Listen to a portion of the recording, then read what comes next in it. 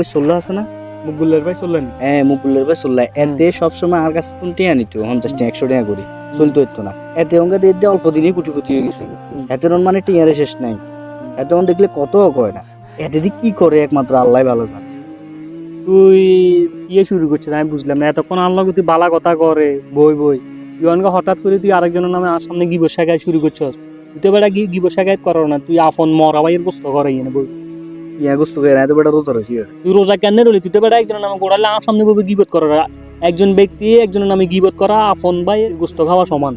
তুই এটা হাদিস জানোস না? আমি তো হাসা কথাই কইছি, ইয়ে তো বাস্তব, হ্যাঁ তো এটা তো সত্যি ঘটনা। এ তুই সত্য কথা বলছিস বিধায় একজনের পিছনে যদি তার তার নিয়ে তার সমালোচনা কথা বলে, এটা সত্যি হলো এটা গিবত। আর যদি তুই যদি মিথ্যা বলো তার পিছনে, এটা সত্যি না হলে মিথ্যা বলো, যেটা হচ্ছে অপবাদ, তাহলে তুই গিবতও করলি অপবাদও করলি, দুটোটা করলি।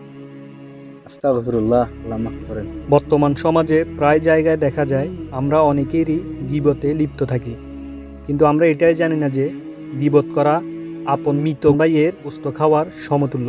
আল্লাহ তাআলা আমাদেরকে গীবত শেখায় থেকে হেফাজত করুন, আমিন।